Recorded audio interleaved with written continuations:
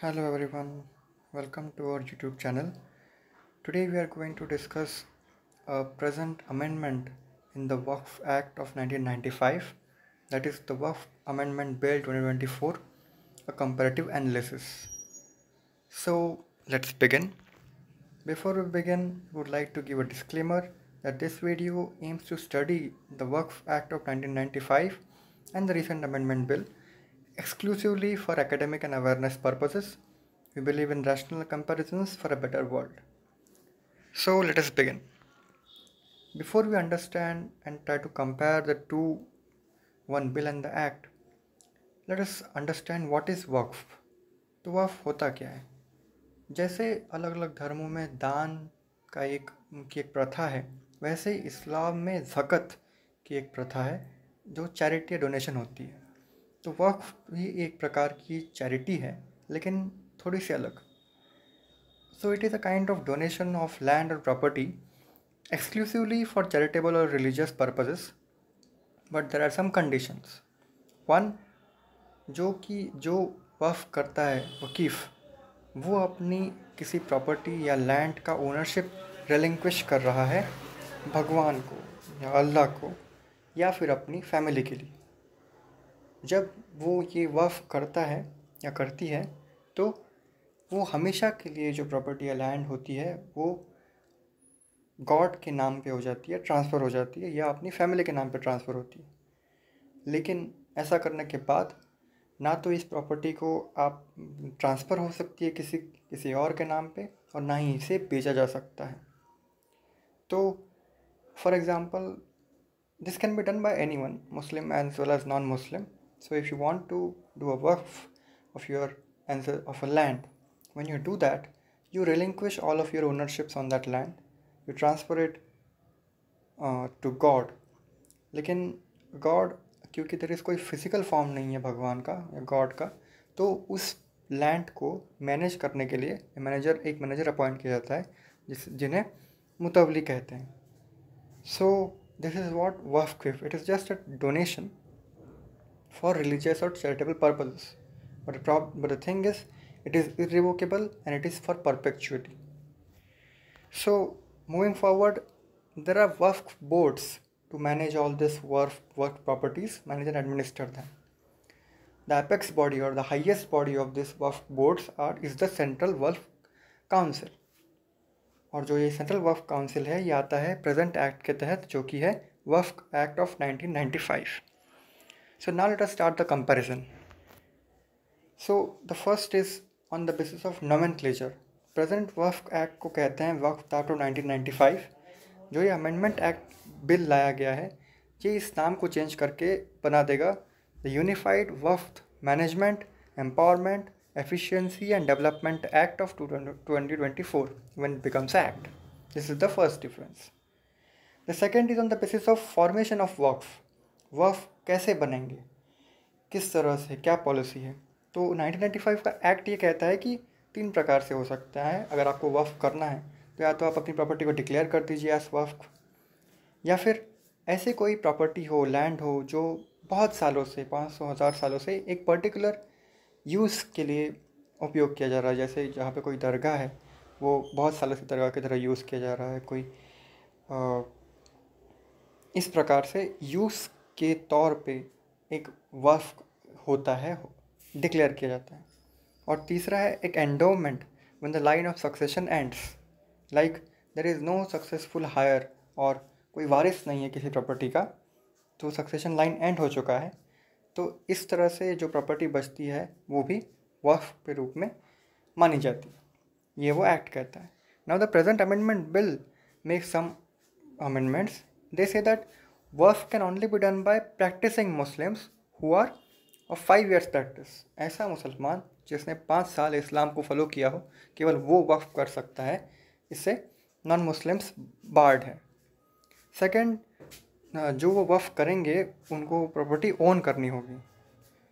And thirdly, जो वक्फ bye use की policy है, जो सेकंड पॉलिसी है जो 1995 का एक्ट डिक्लेयर करता है, उसे वो कंप्लीट रिमूव कर देता है. ये बिल ये कहता है कि जो वक्फ बाय यूज़ है, जो प्रोलॉन्ग्ड सालों से यूज़ किया गया प्रॉपर्टी है, यूज़ के नाम पे जो वक्फ है, वो वक्फ नहीं माना जाएगा। और आखिरी में, it must not result in the denial of inheritance rights to the heirs. तो अगर किसी फैमिली में वारिस है तो वो जो प्रॉपर्टी या लैंड है वो वारिस को मिलनी चाहिए, ना कि वो वक्फ बन जाएगी। तो ये अमेंडमेंट्स में चेंजेस हैं। Now regarding government property, according to the 1995 act, Waqf were not government properties but they could be acquired by a law and regulation. While the amendment bill clearly defines that government properties, जो भी वक्फ properties है, अगर वो government properties है तो वो वक्फ नहीं रहेंगी। और कौन ये डिसाइड करेगा? The district collector will determine whether the ownership of particular property is under the waqf और by the government in case of uncertainty. Now regarding power to determine, earlier waqf properties were determined by waqf boards, but now this power has been given to the district collector. Regarding survey of waqf boards, the 1995 Act says that survey commissioners will be appointed and additional survey commissioners will do this auditing work. While now the amendment bill has said that this survey of waqf board will be done by the district collector. Now, regarding the Central Waqf Council or CWC, the Waqf Act says that all members of the Waqf Council, the Central Waqf Council will be Muslims, and out of that, at least two must be women members. The Amendment Act introduces two non-Muslim members, at least two non-Muslim members in this Waqf Council, who can be in the form of MPs, former judges, etc. Regarding Waqf boards, Waqf Act says that there should be election of maximum of 2 Muslims each from the electoral college.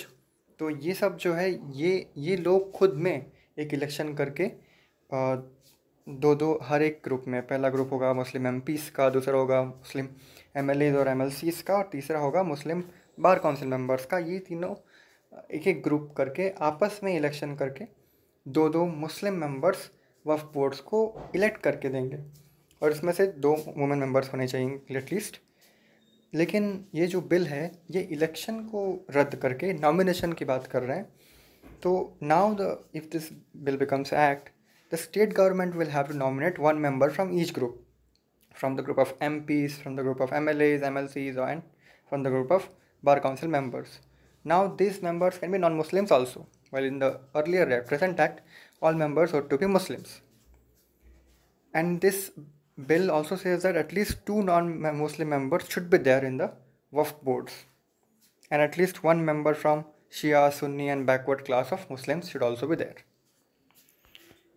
Now regarding tribunals, our tribunals and disputes, the Waqf Act says that the chairman of this tribunal would be a district sessions or a civil judge, and there should also be compulsory एक member होना चाहिए जो knowledge रखता हो मुस्लिम law का और jurisprudence का।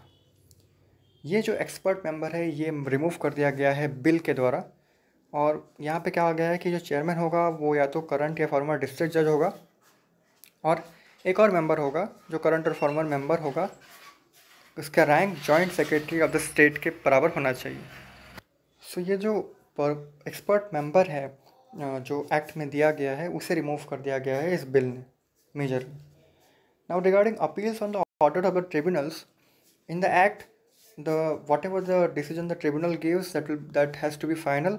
It will not be appealed in the district court, but the high court can consider on its own or when appealed by the board or the aggrieved these appeals. high court कर सकता है, लेकिन जो bill है वो question उठाता है इस फाइनलिटी ऑफ डिसीजंस के ऊपर, कहता है कि ट्रिब्यूनल से जो डिसीजन देगा वो फाइनल नहीं होगा, जो एग्रीव्ड पार्टी है वो हाई कोर्ट को अपील कर सकता है 90 दिन के अंदर डिसीजन के। Now regarding powers of the central government, the Waqf act है वो बोलता था कि स्टेट गवर्नमेंट जो है वो वक्फ बोर्ड का ऑडिट रिपोर्ट चेक कर सकता है कभी भी, लेकिन जो नया बिल है वो सेंट्रल गवर्नमेंट को ज़्यादा पावर देता है, कहता है कि central can frame rules for registration of Waqf boards, publication of the accounts of the Waqf board and publication of proceedings of the boards also. The center can request the Comptroller and Auditor General of India or other authority for this purpose. So center has given much more power. Earlier, the state government used to have much power. So this is all regarding a comparison, factual comparison of the two. The first, the Act, Present Act of Work 1995, and the second, the bill, which is now under consideration by a joint parliamentary committee. So thank you very much. Please comment for more such videos. Keep learning.